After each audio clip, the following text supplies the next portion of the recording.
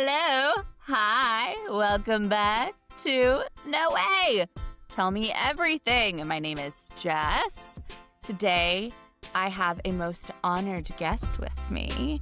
This is my soul sister, Miss Cyd Charisse is joining me today. Hello. Welcome, Cyd. Hello. Cyd and I have known each other for, I was trying to think about this actually, like 20, 21 years. Okay, since we were 18. 18. So it was like 2004, 2005. 2004. Yeah. Was it? So it's Or been no, it must have been 21 years. 2005. Or 20 Wasn't years, it? whatever. Whatever. It doesn't matter because the reality is we've known each other many lifetimes. Mhm. So it was just the next time that we met. But it was a super skeezy bar and grill that we met It at. didn't seem skeezy back then. Looking back. Yeah. When I went back there after I moved away from Tampa and then I went back, I was like, oh, this place is gross. So gross. It was literally our stomping grounds. Like I honestly feel so blessed that we got to have that kind of like experience because it doesn't exist anymore. And like, I think about just all the shenanigans we got into and I wouldn't trade it for the world. It was like, I think it made us who we are, which is special. Amazing. Yeah. Yeah. So we were friends first. Cyd and I are part of a triumvirate of Mhm. bacons. Three The bacons in love. with our friend Kara. And we were not all friends at first. Sydney and I were friends. Mhm. And Sydney was already friends with Kara because you both worked there before me and then I came, right? Yes, and Kara was friends with a friend that we don't talk about anymore. And that I was Yeah. friends with, and that's how Kara and I became friends because they were friends. Right. So it was like, It was that natural thing. And then you adopted me. I think we ended up working a shift together where we were both just complete idiots goofing off. well, we And both then had it was pink like, razors, that's pink razors. I dropped pink that thing in razor the toilet phones so for many the youngins times. that are listening to this. I don't think left it any outside during a youngins. hurricane. It survived. My I'll tell ya. iPhone wishes. I remember could never. repeatedly being drunk and putting that in my like boob pocket and then Yes. bending over the toilet. Okay, It would they fall in made and a I new would one. just pick it out. They made a new one, and I think about it on the daily. I'm like, should I get a second phone? Should I just leave iPhone altogether to have this little flip razor phone? Do I want a green bubble? But I don't know if I can handle it socially. So, But yeah, anyway, so we were all friends. And then Kara and I actually were not friends because Mm-mm. Kara, you have like a golden retriever, happy, fun energy. And then I think I've definitely changed a lot, but I was a little bit like mean girly bitchy for sure. And Kara was I very think you tried like, to be, but I saw right through it. I was like, you love I me. know. I tried. It was my protection mechanism, right? I was like, I'm I'm like, tough. We're I'm in mean. love. What are you talking Yeah, about? we are.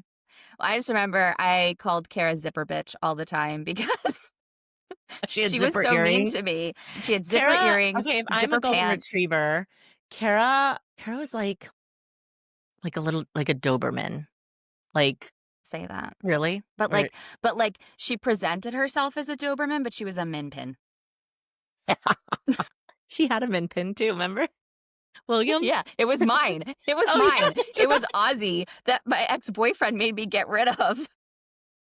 Kara, I hope you listen to this. I would love to listen to this if you guys were talking about it. So I love you so much.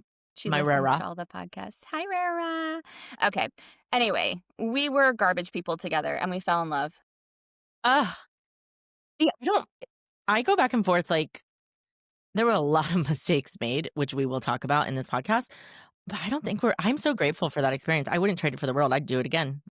I like No, totally. all of it, even the pain, the breakups, divorces, even though I'm the only one that got divorced, but that's okay. All of it. I'm like, because I like sit where I am today and I'm like, oh, this is everything I manifest what I'm sitting in today. This is everything that like I asked for, prayed for, thought about, wanted deep down. Like I think about all the like sad moments in my life and like literally where I'm sitting at today is everything I wanted. And now I'm thinking about like, I was literally just thinking like doing like a higher self meditation the other day. And I was like, well, there's way more to bring into life. So that was fun. Yeah, we never stop. But that's why I wanted to have you on actually, because I mean, we've known each other through our lowest lows and Yes.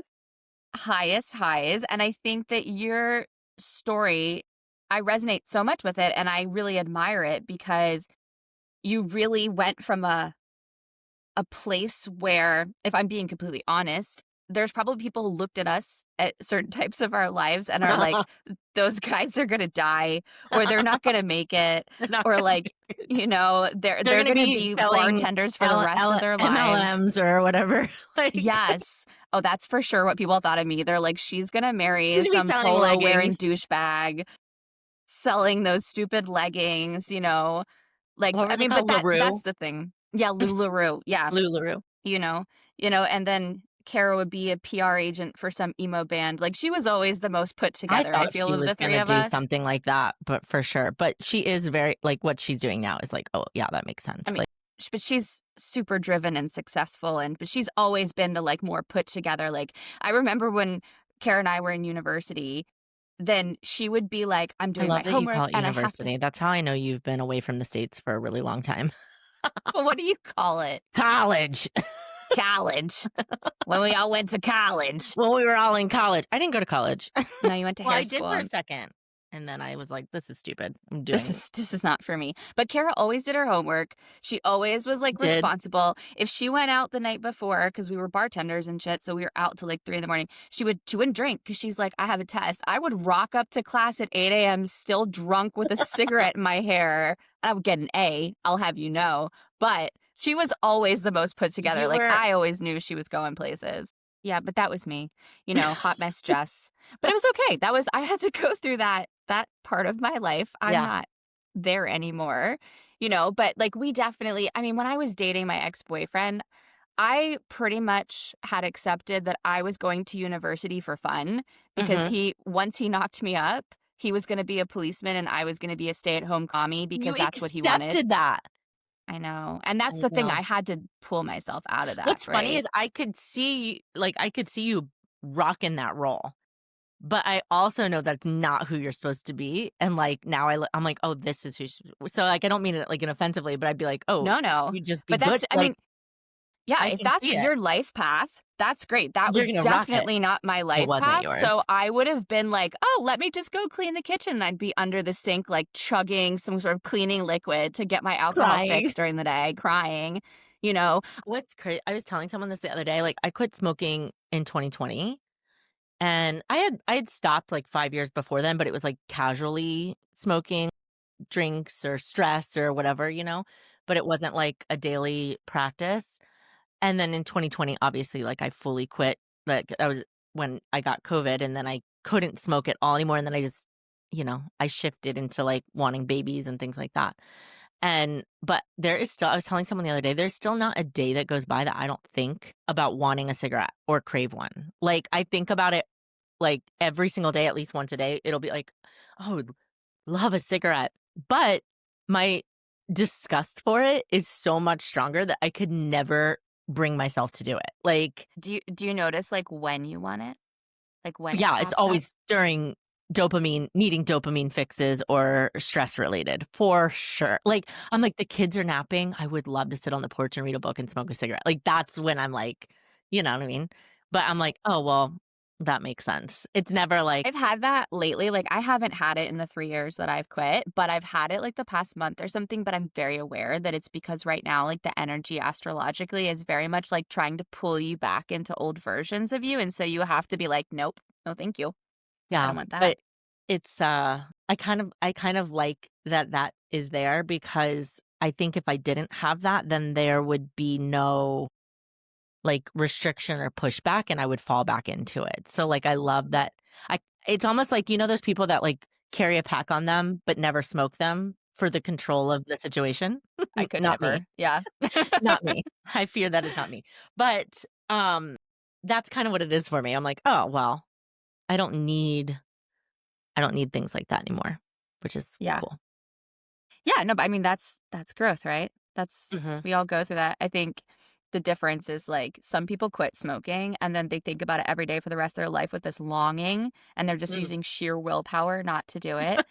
And then, the people who deal with why they want to smoke, right? Because, like, you noticed it's like when you want stress or when, Mhm. It's something's never going just like, on. "Everything's really good. You know what would Yeah. top this day off? A cigarette." It's never that. No. And also gross, like, that's not how I wanna top off a good day. I mean, I can't believe that my husband made out with me for Same. so Not many on your husband, years. my wife. See, my ex-wife smoked, so it didn't matter, but Yeah. my current wife, who has never smoked a day in her life, just put Who's up a with it. doctor. Who's a doctor who just put up with it. She hated it. She's like, "I want you to quit smoking." And now in hindsight, I'm like, I must really got it Yeah, I because know. she was putting up with it. I'm like, Dude, I have that thought all the time. Every time I feel bad about myself, I'm like, Morton loves me. There's gotta be something good in here. He has always worshipped me. I can't be as same. horrible as I think I am. That's what I think all the time. I'm like, "Oh, she, like, is obsessed with me," like, in a good way, but I'm like, there's gotta be something going on even when I'm, like, trolling it. I, like, walk around and I'm like, "I feel like a troll next to you sometimes," and because she's, like, tall and thin, and I'm just like, "Hey, I'm her wife." Like, that's that's what I feel like. I'm like, when we go meet her doctor friends, they're like, "Aren't you married?" And I, like, pop out the side of her.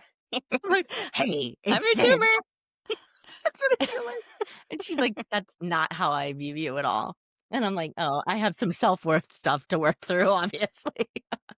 I feel like the thing is that so I did a lot of work on my self-worth, right? And I went through a very when you knew me during this period, so you probably remember lots of stories, but I really for a very long time felt like my sexuality and my looks were like the only thing I had to offer. So Yeah. I really over-sexualized myself so much in uncomfortable ways. Like now I look back and I've held so much sadness for that version of myself that she Yeah. felt she had to do those things. Yeah. But now that I've like worked through it, I actually almost feel like a little uncomfortable feeling sexy. So Morton's always like, "Why do you ruin everything?" Because he'll be like, "God, you're so sexy." And I'll like grab my loose fat from the babies and I'll be like, "Meh." And he's like, "Jessica, come I felt on." like that I kinda felt like that when I first came out, which was funny is you were the first person I told, that I was a little Well, I baby. actually kind of figured out that you might be when I came home and you two jumped away from each other on my couch. I was like, Yeah, "What was that?" That that'll looked do it. sus. What's funny is But I was very I honored had that you a told me. bunch of girl experiences prior to that, but was so shamed about it that I never even shared it with my best friend. So, obviously, when I did come out with at the time I thought was the right girl, I it seemed very sudden and abrupt versus I'm like, "No, I literally" like, I did tell I remember I like, my boyfriend, RIP, he passed away, but at the time, uh I remember telling him, like, "I think I'm bi," because you know that for not all bi girls, but a lot of lesbians, that's the transitional line when you have a boyfriend. But he sexualized that into, like, "Let's have a threesome," like boys do, Yes, and we I broke know up. exactly. Yep, Yeah. yep. As a bi woman yourself, you absolutely know.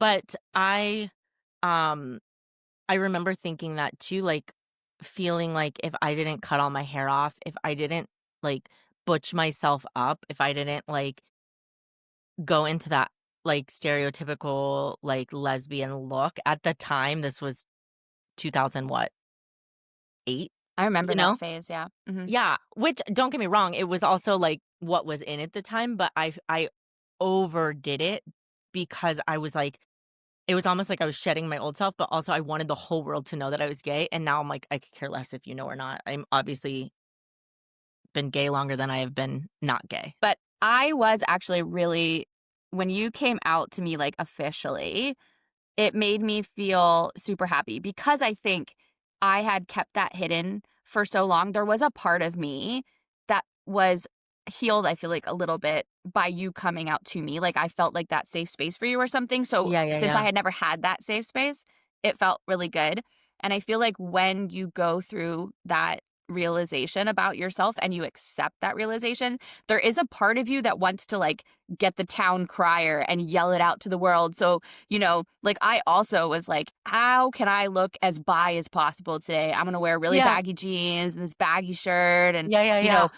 like long hair but no makeup. And I was like super stereotyping what I felt was like the bi energy. Yeah. And you feel like you have to live in that because there's a part of you, it's probably your inner child that's like, I need to claim this now for myself.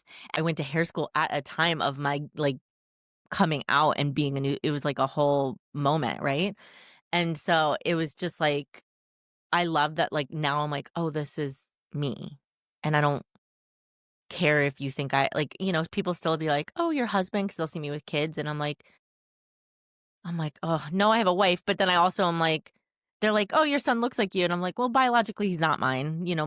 They're I carried my daughter, but she's not biologically mine. Like, it's so much to explain, you know what I mean? And I'm just like, "Ugh, Yeah, and not people a big never deal." doing it, like, like, it's no they're not doing it to be a butthead. Not at all. I know that.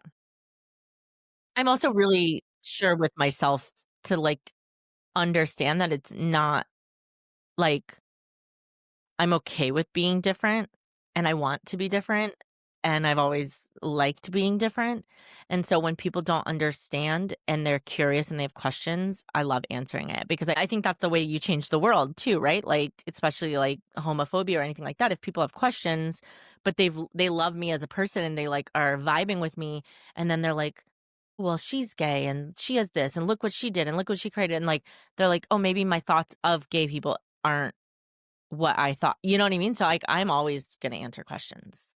I I mean, don't you're care. I pretty don't give a much, I shit. think, the only lesbian that my mom loves. If you remember, we came down for your wedding and she cleaned your whole house, which you Yeah, didn't ask for, but she cleaned your whole house. She loves appreciate it. you. At the I mean, I was 24 when I got married to my ex-wife, so, like, having a mom come in and clean your house was great. So we did the whole figure out your life game when we were pretty young. I mean, I Yeah, got married at 23, yeah, which thank God that I married the person that I did who has grown with me and been with yeah. me through all of my crap that I've done. Like, honestly, sainthood for him. Mhm. Um, I love Morton. he is amazing. And, you got married quite young as well Mhm. to our previous mutual friend. And that obviously didn't work out. But that was also something where I remember watching that. And you were both my friends. We Yeah, were all best friends. it was sad. But I remember feeling so sad for you because I could see how much you wanted to grow and shine and expand and at the time move to New York and follow Yeah, this career and this opportunity. And you were really being held back by this other person who didn't want to leave Florida yeah, and the career that they had, which is fair enough. But I remember when you told me that you were moving anyway, because we had talked a lot about it, and yeah, you had sacrificed a lot of yourself to try to make that marriage work. And then when you yeah, told me you were moving, I just remember feeling like I'm so proud of her for choosing herself in this and going after it. And that was where everything started absolutely taking off for you. yeah.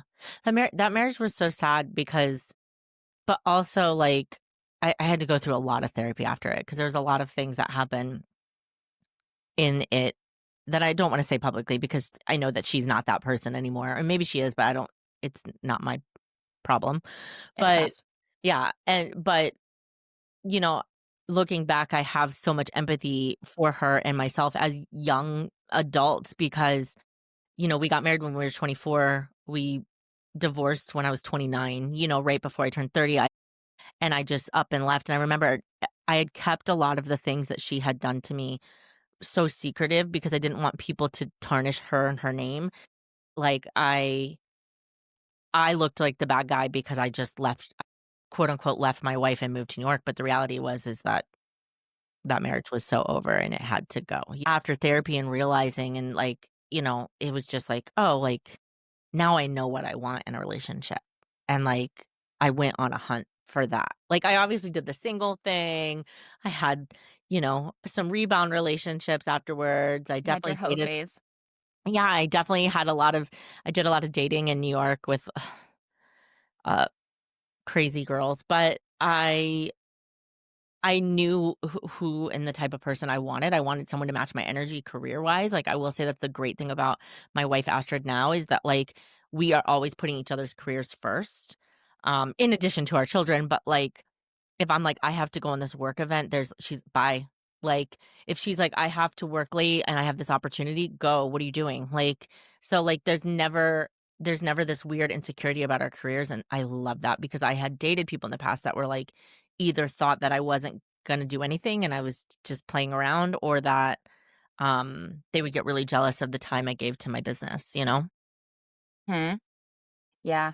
No, I mean, I do. I think With Morton, when we first started seeing each other, I was much more ambitious than he was. Like, I mean, you know him. He's like, he's water. He's stable. Mhm.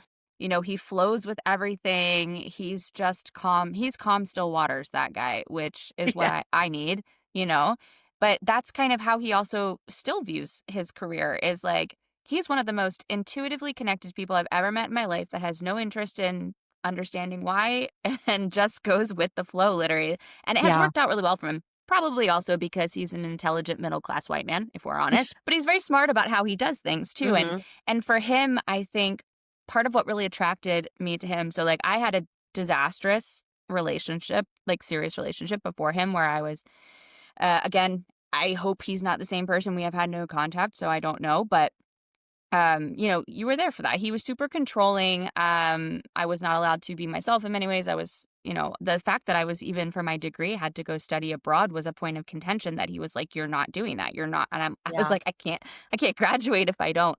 And it was like, "No, you're not doing that." And he had a very different view of how life would be. And I had kind of what what what I had gone in that stage with him was I was never going to leave that relationship because that version of myself was not strong enough for that. I didn't think I deserved love. I didn't think I was good enough for it. And the fact that anyone loved me, abusive or not, was what I deserved, basically, what I thought I Yeah. could get.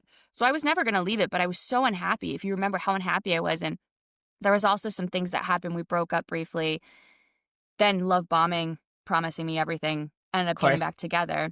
And Yeah. immediately it started going downhill again, right? And I was so unhappy, but I wasn't strong enough in myself to leave that relationship. So when he did this thing again, it gave me an excuse basically to Yeah. leave. And I took that excuse and I left. Also because it had always been drilled into me that if my relationships failed is because I did something. So I didn't want to be at fault. So when that happened, I was like, yes, it's not my fault. I have an excuse. I can I'm leave now. leaving. I'm Yeah. gone.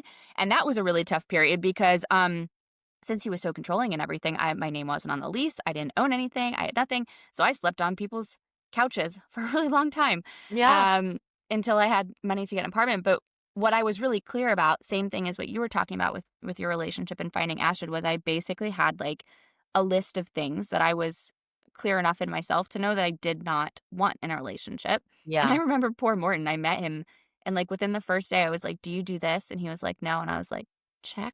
Do you do this? He's like, no, check. Like, I was like not going to waste my time with that. Yeah. And when I met Morton, he was just like, I'm going to chill. I'm just going to do this financial career. I'm going to do whatever. And I had this fire in me of like that whole side of me that I had suppressed for years that I had given up on and thought wasn't going to be a possibility. Like, now it's her turn. And Yeah. that's when I turned into like career dress. And I went after it and I went hard. And I had this whole idea for 15 years of where I was going. And Morton was great. We had kids there. He's a much more present parent than I was back then, especially because I had a drinking problem because I Yeah. was so unhappy, Yeah. so I was sleeping all the time. He would get up with the kids. He would do all the stuff with the kids. So he's always been that like very constant version Yeah. of who I needed. And now that I went through the spiritual awakening, realized what I was chasing was never what I wanted. It was like a revenge plan, basically. Yeah. Um, that now I'm following where I actually feel much more aligned and I'm happy. You started your own business, so it's super hard, Yeah. it's difficult, there's a lot of growth you have to do. I'm starting over, I'm learning a bunch of new stuff. It's great, it's I challenging, I love love it. I've been like entrepreneur, self business owner for so long. Like we started our business 10 years ago. And I love that you and Kara are on this journey too. Like, Who'd have um, thunk it? All I three of know. And us. I'm just like, yes. Like, cause you guys were always the corporate girlies. And I was just over here like, influencer, like, la, la, la, hairdresser. And then to have you guys be on that path too, I'm like, oh, this is great. I also Yeah. secretly think the three of us should have a podcast because we're hilarious, but I think every best friend group thinks that they're that funny. So But the difference is that we actually are, you know? That's the thing, is that we actually are, because we all have such different types of humor too, and I feel like it just it like would be me so funny. we're just so you and I are like off the wall, and then Kara's always that really witty, like biting humor, and Yeah. we're just stupid, hilarious, like, you know what I mean? Yeah. Yeah. I feel like we're like Sarah Dumb and says things Dumber. that make you cry, laugh. Like, just like It is the you and I are best. like the Yeah. like one thing, and She has that dry, it's sarcastic so type good. of humor that's just so that I love. I can't do that, but I love that Yes, humor. I can't do it I'm either, but I I'm love that. slapstick. I'm Such an campy. idiot. That's what I feel like Sometimes I get the memories that pop up of when we were in, Chicago and we went to that museum, and you and I were just, like, 2 little dumb wait, kids, like what museum did we go to? wasn't it in Chicago? It was, that Or New York? museum where it was, like, the installations, like, the light installations Oh, and the yes! art, That was and really we were cool. being so stupid, and Kara was so embarrassed of us. We were I was doing the pterodactyl and Yeah. We do yeah, embarrass her quite often, but she loves yeah. it. Don't let her fool you. Secretly, she does. I know she Mhm. does. But anyway, so let's talk about how we almost ruined our lives and came back from the brink of death. Yeah. Should we do that? I mean, I Yeah, literally totally. died, so that You did. You did. You did I did actually. come back to life zombie style, but I came Yeah. back different. You did. Where do you wanna start? Question me, I prompt mean, me. so yeah, we were working at the restaurant, working at the bar. I'll Mhm. tell you how I kind of remember it because there was actually a Oh, period yeah. where me, you, Tell me and you Kara were not really friends. We I had wouldn't say like, I we mean, we weren't weren't. friends, at least my No, perspective, I never felt like we weren't friends, but I broke your hearts for sure. yeah, there was a period. It's not that we weren't friends because we've always had so much love for you, but there Yeah. was a point where we had to take a step back because we Yeah. were we were really hurting. Yeah. Um, Yeah, I so wanna hear your perspective on it, and then I can tell you, like, mine because we've talked about it before, but it's been a long time, so yeah, I mean, I will say I have disassociated most of my life, so there's probably pockets of things that I'm missing. okay, But same. what what I I'll fill in remember the gap. was, I mean, we were all really reckless. We had a whole crew we hung out with from that bar, and we were out. And we would well, first off, just to set the tone, it was almost like New Orleans where there was, like, a strip, Mhm, like a Bourbon Street, but it was yeah, Ybor City. So, everything on that strip, it was, like, maybe a half mile long, was a bar. So, everyone that worked in the bar industry, when they got off, would go to a different bar and hang out. So, everyone knew each other. But this was circa early 2000s, so people weren't we essentially were underage drinking. I remember my 28th first birthday being like, "It's my birthday," and they were like, "How old are you?" And I'm like, "21," and I'd been drinking at this bar for 3 years, you know? So, yeah, they were like I remember the look yeah. on I forgot the kid's name, but he was just like, "Are you fucking kidding?" And we all had fake IDs, and Never had a fake ID, but we knew all the bartenders, so, like, exactly. somebody would vouch for me, and no one ever checked my ID. And we knew the It was only security because the nerve-wracking the security first worked time. at different Exactly. and so, no Mhm. one was ever questioning anything. I mean, obviously, the world has shifted and that's been cracked down on, but at this point so we were able to get away with just everything and anything at all Yeah. hours of the day and night, you know? Yeah, because you would get off at, like, I mean, so we were servers at this time, right? Like, I think maybe Kara was training to be a bartender, but you and I weren't Yeah. bartenders. Yeah, we were You and I were servers. doing, like, shot girl stuff, though, at night That's true. or beer That's true. tub, which is, But like, then we we would stand at a tub of beer and we hand out beers with half shirts on. sexualize ourselves, Yeah, yeah, or walk around for with, a like, a dollar. sponge tray of shots, which I would totally sidebar, like, the whole tray you had to make, like, sell for I don't know, I'm making up numbers, $30, and it was, like let's say it was, like, $2 per shot, I would be like, "It's $4 per shot," and I would pocket the money, and So this is hilarious because I remember the first couple weeks that I was a shot girl, everyone was making so much more money than me. And remember Megan Leppa? I was like, Megan, how is everybody making so much more money? And she's like, what are you charging? And I was like, $2, because that's what they cost. And she's like, hey, dum dum, charge way more. they're And I was drunk. like, oh, you can do that? She's like, you can make up your own damn prices. She's like, the night later the night gets, I charge $10 a shot. And I was like, Yeah, and then and then they tip you on top of it, and you just had to with all pay those guys, yeah. the restaurant back for it was Whatever how great. many shots you sold. Yeah, okay, anyway, so we were working like that, and we would eat at that bar and restaurant because And we had hang out there on 50% our off, days and off, we would we never hang out left. there on our days off because we would pretty much drink for free. We would go to all the bars we knew, like, we were constantly at least a little bit drunk, if not more, and we were in this huge group of people, but at that point, if I like, I mean, again, this has been my whole life, people have hid drugs from me because I get weird about it, but I feel like we weren't doing no one was doing drugs. I mean, there was, like, weed use, but no one was doing, like, No, hard there drugs, really right? wasn't. No, I it mean, was I just was, alcohol, but whatever.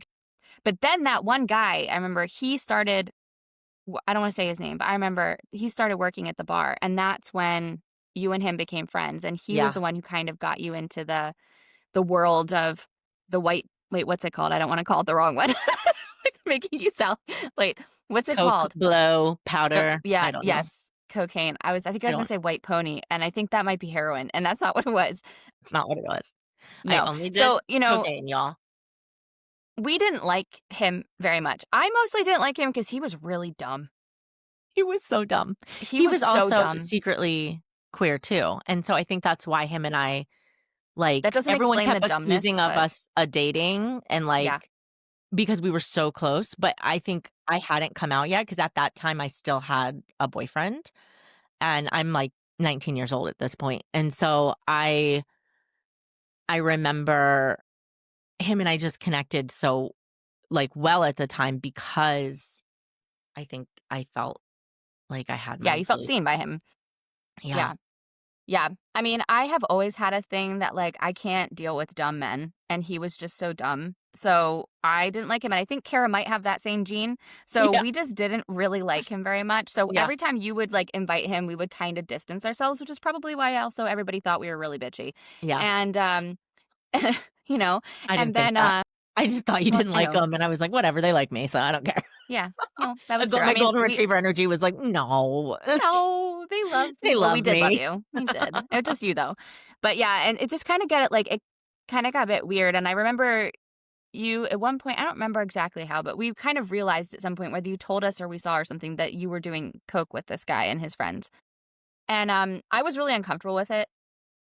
But I don't like to judge people or tell them what to do with their life. So I remember like we kind of talked about it, and I was just like, "Hey, listen, like it makes me a little uncomfortable. I don't really like being around it.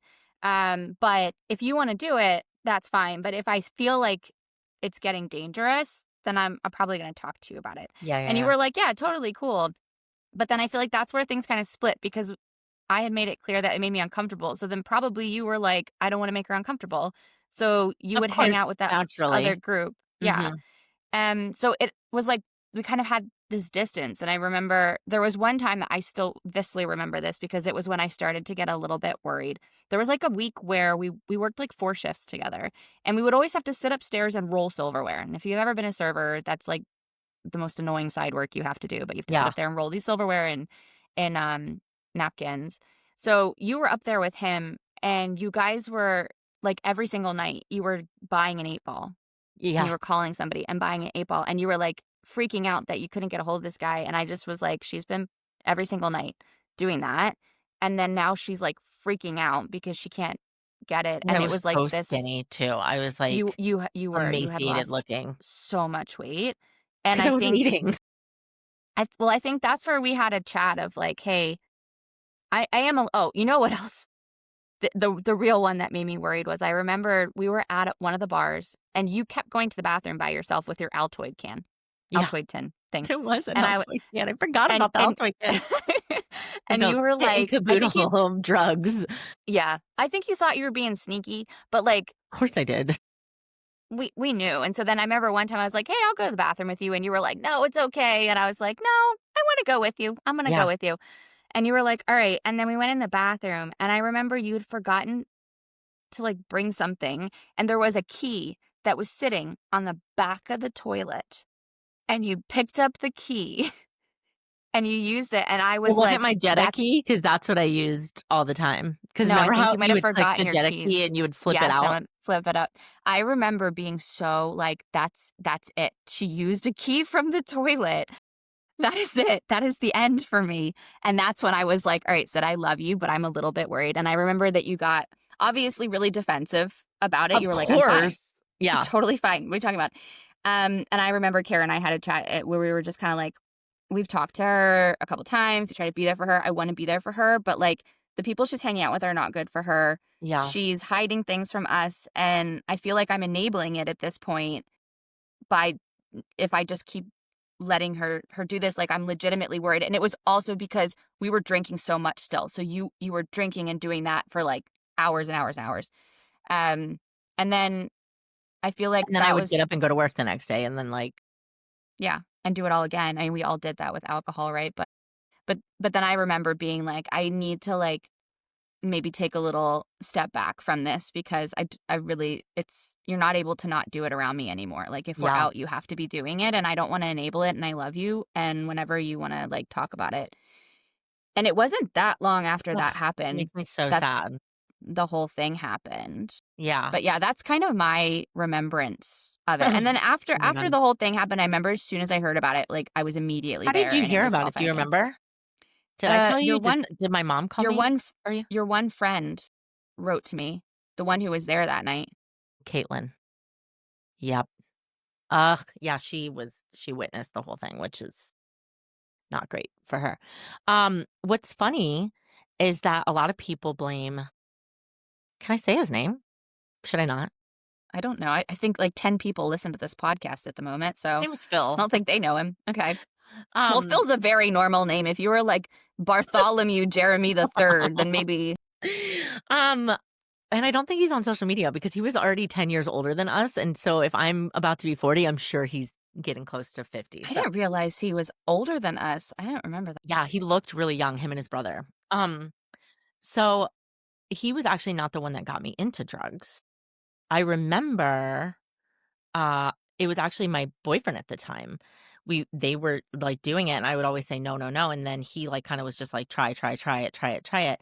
And I also was battling a lot of things at that time, like obviously like secretly suppressing my sexuality, also dealing with childhood trauma, dealing with a boyfriend that was just like at the time, like I know he's passed away, but at the time he was just like an asshole. Like he was a dickwad to me. And Can I it just tell you really quickly?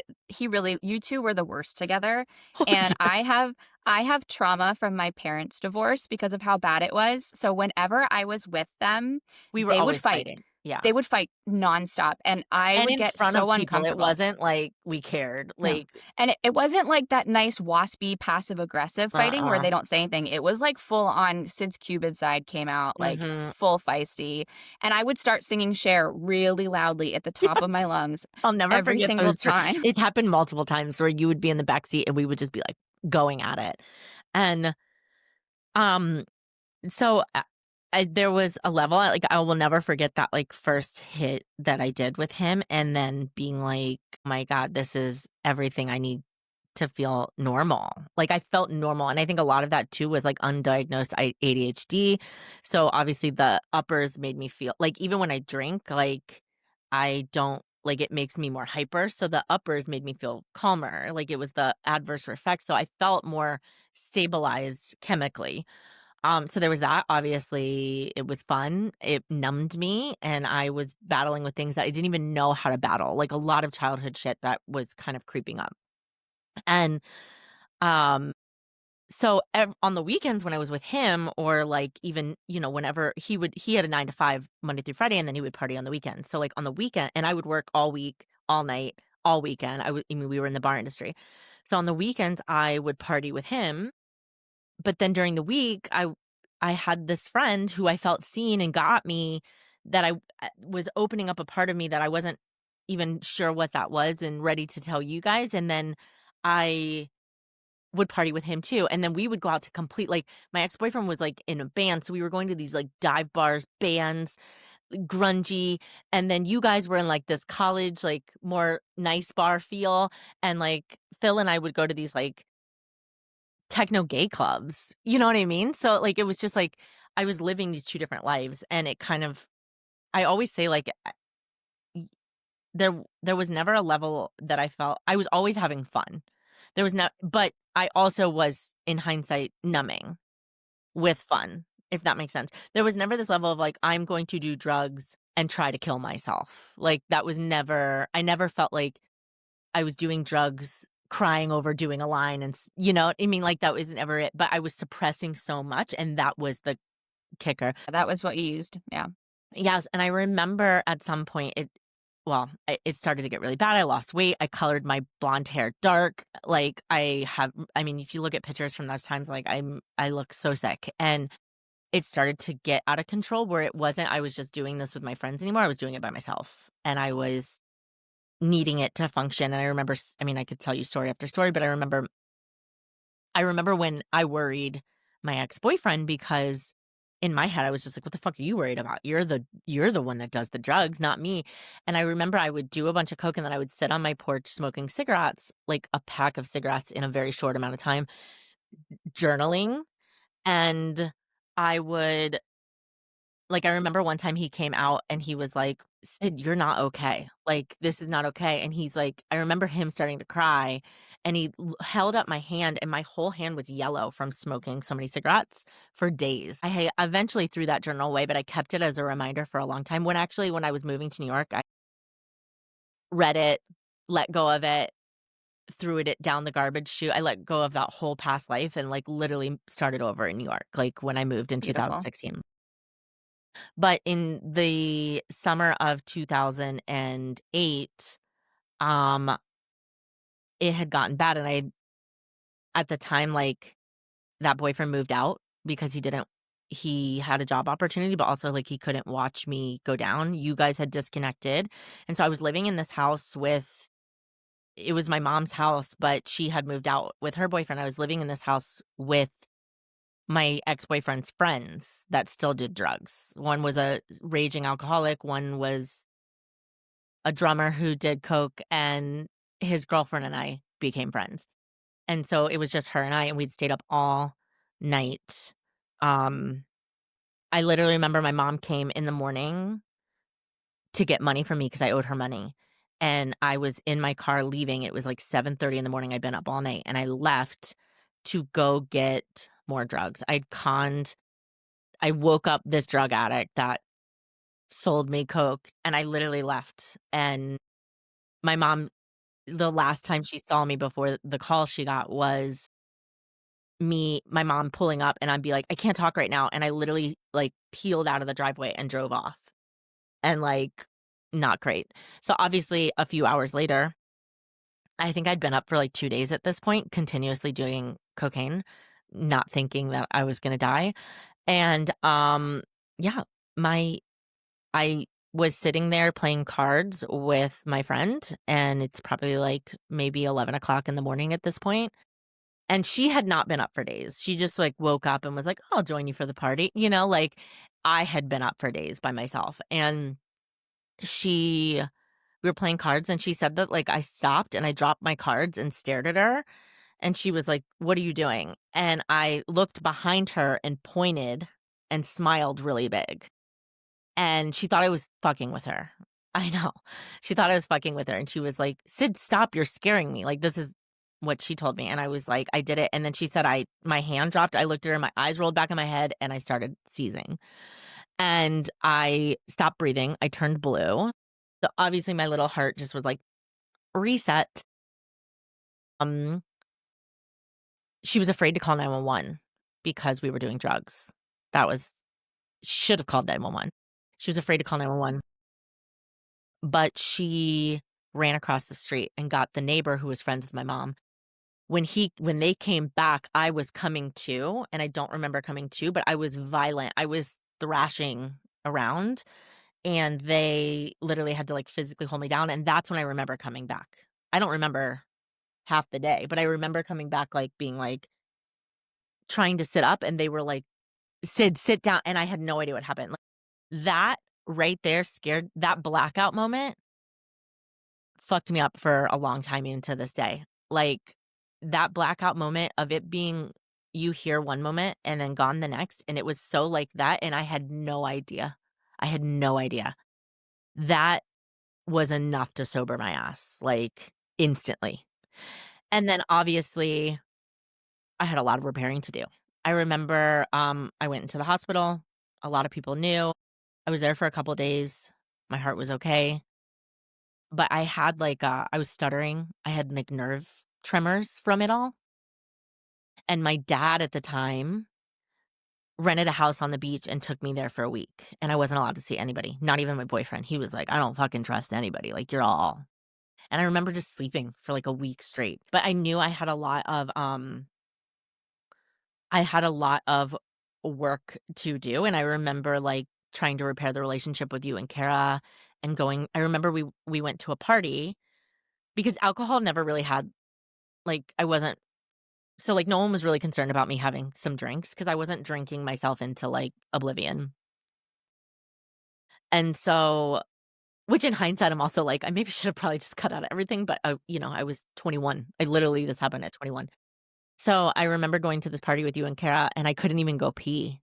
You guys were just like I'm like, "I'm gonna go to the bathroom," and you're like, "No, you're fucking not." And every time I went to the bathroom for probably the next year when I was around you guys, one of you went with me to the bathroom. Got to pee a lot in front of you. I mean, to be fair, we already peed in front of each other a lot. Yeah. So actually, it was weird when you didn't want us to go pee with you. That's when we knew something was up. Yes. So I remember getting frustrated, but also realizing, no, this is your jail time. This is the price you pay for what you did. And I remember I had dropped out of college, obviously, to find myself, but really do more drugs and work in the bar. But I remember being like, there was a girl that worked there, uh, and she was going to Aveda, and my mom was a hairdresser, and I was just like, maybe I should just go to hair school and do something small right now, and then I can go back to school.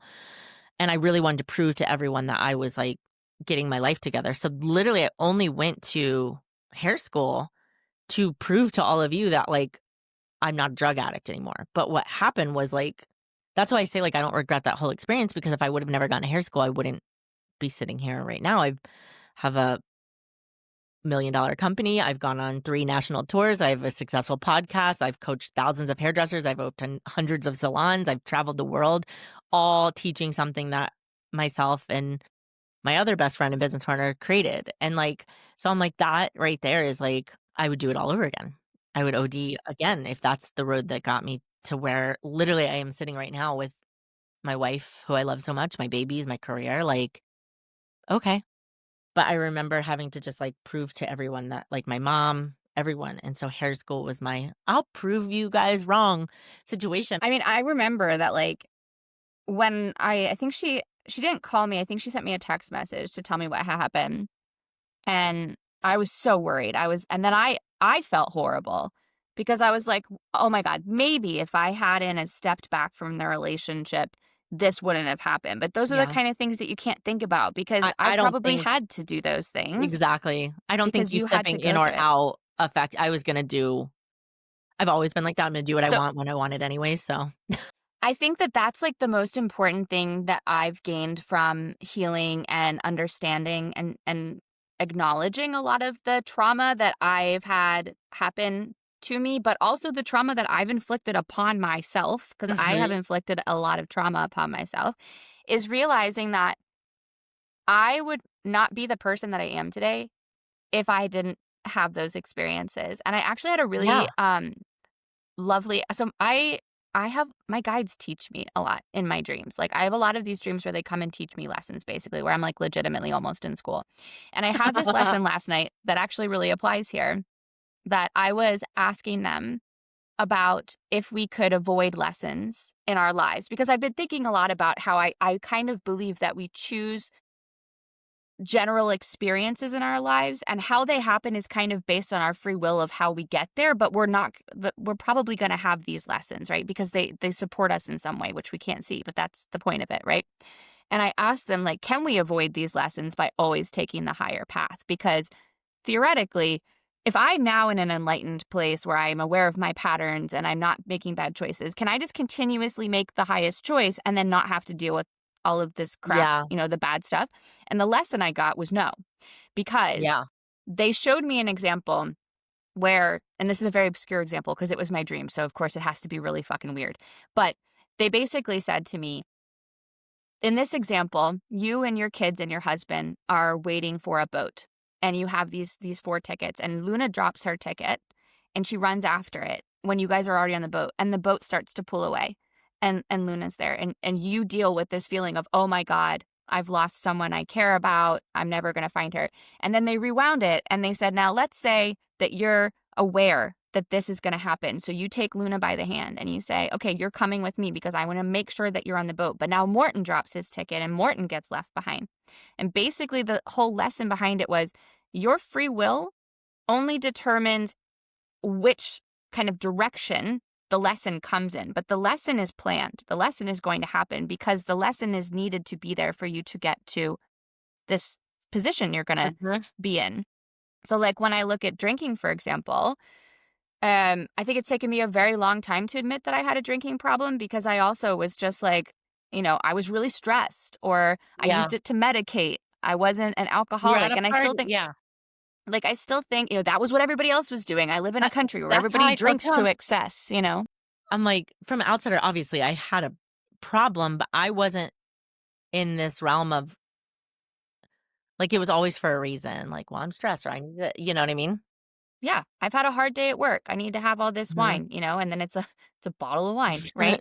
You know, I got a DUI at 21, so that should have been like a Yeah. you might have an issue, but I just explained that away. It wasn't my fault that I got the DUI. The cop was speeding. She shouldn't have been able to even pull me over in the first place because she was speeding when she pulled up behind me and blah, blah. Like you always Yeah. explain it away when you're not ready. I was in a victim mindset then. And then I spent many more years. I mean, I think I definitely cooled down a bit after the DUI situation, but I still kept drinking. And then when I moved here, the drinking culture it's apparently a lot better with the younger generation, thank God for my kids, but people go out to get wasted. Yeah. Um, and so I just kept living in that and my life was functioning. So everybody was just like, "Oh yeah, she drinks a lot, I guess, but it works," It wasn't a problem. Yeah. It wasn't a problem, and I felt horrible about it all the time. I felt horrible.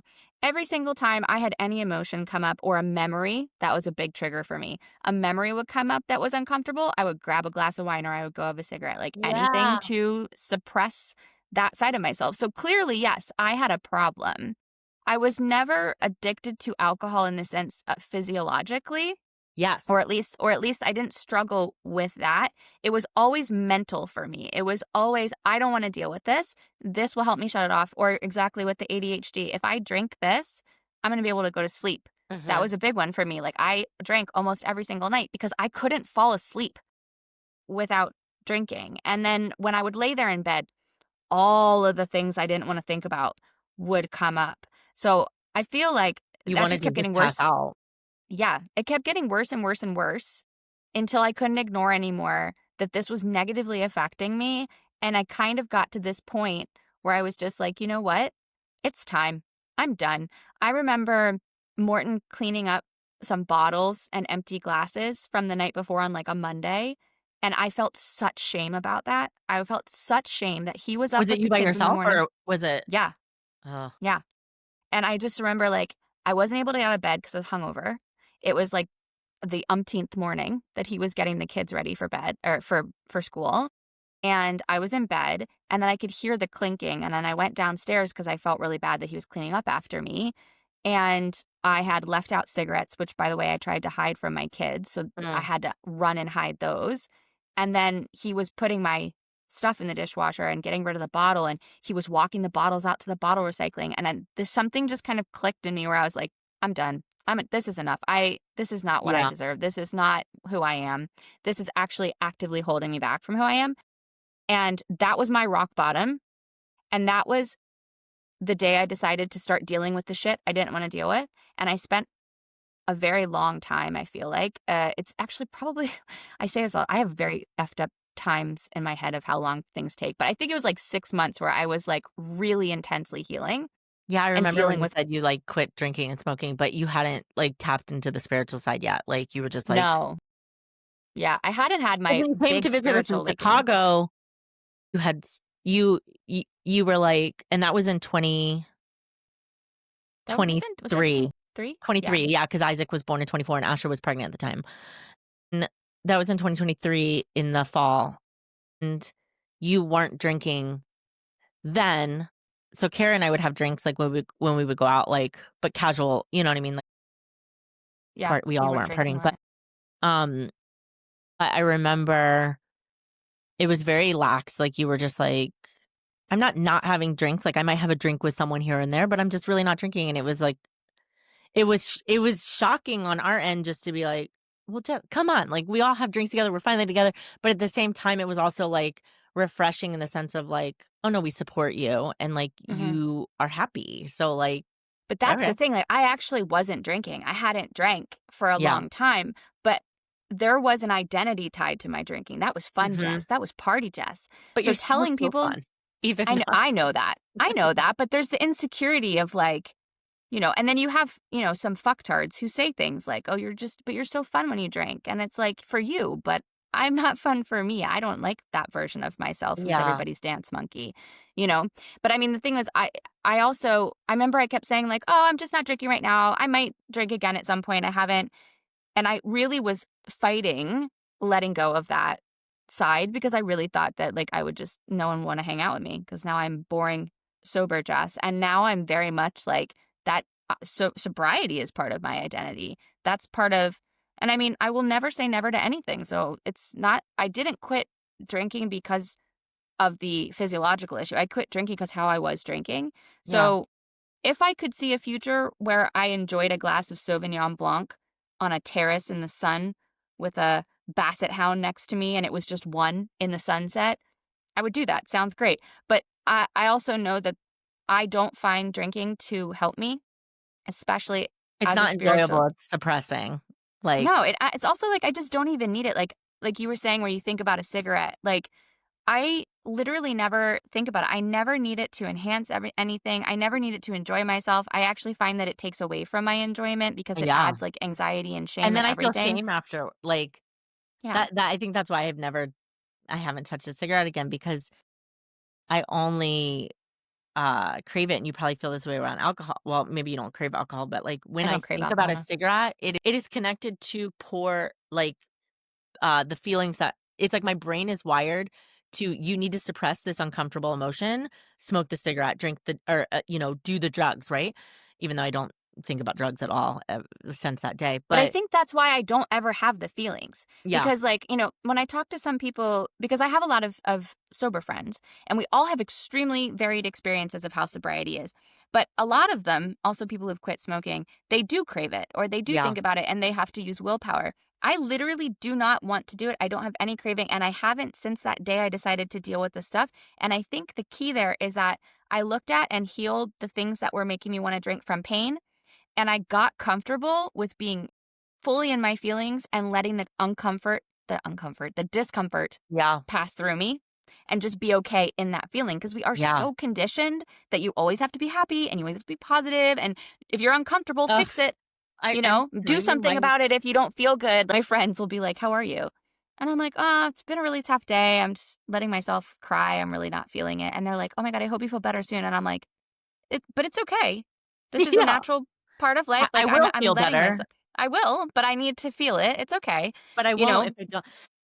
Having exactly. kids was, like, the most healing thing for my inner child because, I'm a stay-at-home mom with them. My wife works 6, 7 days a week. She's a resident right now, so she's going through, like, boot camp with the medical, industry. So she never gets to be home, which is a whole 'nother thing because my heart breaks for her because she wants to be home. But, their outburst they can't talk yet, but their outburst and meltdowns and violent frustrations over things that babies do sometimes, um, I'm realizing how much, like, I'm forced to do my like, even further emotional intelligent work because I'm, like, sitting in their discomfort with them versus when I had outbursts when I was a kid, it was like, "You're fine, you're okay, get over it, lock it up." It was always like, suppress it so you can move forward, be happy. "Where's my happy girl? Put on a smile," right? Like, and so now when Isaac has a meltdown, I'm like, I sit on the floor and I'm like, "I'm right here. If you want a hug, come over. If not," and most of the time he comes over and he sits in my lap and he just cries. And that's okay, and then when he's done, we move on, and, he's not hurting himself, he's not being violent, he's not those all are stemming from not being able to deal with these emotions, and babies, you know, if he was, like, a 16-year-old having meltdowns like that, I'm like, "Okay, we need to talk about this more," but, like, he's a one-and-a-half-year-old, so but it's made me be okay with sitting in his discomfort because as a mother too, I'm like and as a childhood You're trauma holding survivor. space for him. That's it. I want it to not happen. Like, what are we doing here? But Yeah, of I'm like course. but at the same time, I'm like, "All right, this is we just gotta get through this together." And it's made me I'm reading this great book called Tiny Humans, Big Emotions, but honestly, I think it was written for adults. But it really is the whole first part of the book is how to deal with your own emotions so you can actually help your children deal with theirs. And it's been Listen, so helpful. we are all having a tiny human with huge emotions We inside of us. I It's our inner know. child. So, She's like, every time you screaming. have, like, a trigger or an outburst, it is almost always that tiny human inside of you that's like, something here is making me unhappy, or it reminds me of a way I used to feel. It's not okay. And then you have to hold space for yourself. Yeah, but now I'm like I said, like since being a parent, and this isn't the solve all, it just is helping me. It made me realize things that I need to work on with like therapists and I have a spiritual coach and things like that. And so like conversations are now having about like, okay, like maybe I never dealt with this, or maybe I need to talk about this, or maybe, and now I'm having better conversations with my wife of like, like yesterday, she was like, I was really snappy with her. And she was like, why are you, what's going on? Like, what happened? And I got mad, even more mad than I was already snappy about because now I'm being accused of being, and I'm like, oh, wait, I am being snappy. And then I'm like, well, why am I being snappy? And then I had to sit with that for a second. Then I was like, hey, I'm really sorry. Like, I am being snappy. I didn't realize that I was. And then I was like, I think I'm really stressed out about A, B, and C. And then she was like, oh, and then it opened up a conversation. And then I felt better. And it was just kind of like, Yeah, but that's the thing is, like, especially if you were always told to not express yourself, you or I need. was too much. So I mean, Yeah, I was too much. Like, geez, you're that's why when dramatic. we're together, we're too much, and then we have Yeah, our healing friend Kara who lets us be too much, which she probably doesn't yeah, realize how healing that is for us, where we that's can probably be buffoons around her, and she's just like, "Get it out, okay. girls." Yeah. I mean, I act like an absolute idiot. I got my whole family yodeling like 2 days ago, and poor Morton just stands there and he's just like his ears are bleeding, but he's like, "Okay." Listen, I know that I'm going to do something that is going to quote unquote mess up my kids. I mean, it's inevitable, You but can't if not.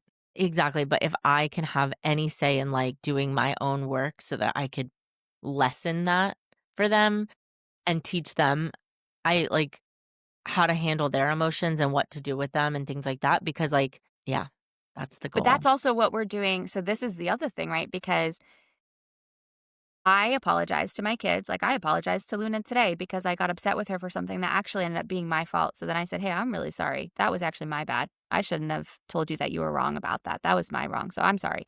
And like, my kids now have no problem apologizing, right? Like, it's this modeling of behavior. And the one thing that I want to model with them, because as a child, I never, ever saw healthy relationships.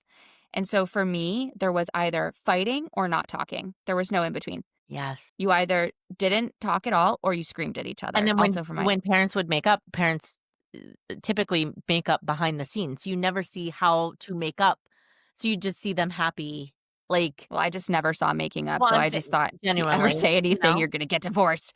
but But I'm like, so no, there needs to be conversations in front of the kids exactly. too. So that's what we do. And so Morton, he never saw his parents making disagreements either. So I had to have this talk because I would bring up things in front of the kids in a timely manner. Like, I wouldn't be like, "You remember 2 days ago when you did this?" But like, if he did something, like, I'll give you an example. I'd be like, "Hey, babe, I emptied the dishwasher so that you could put your dishes in it.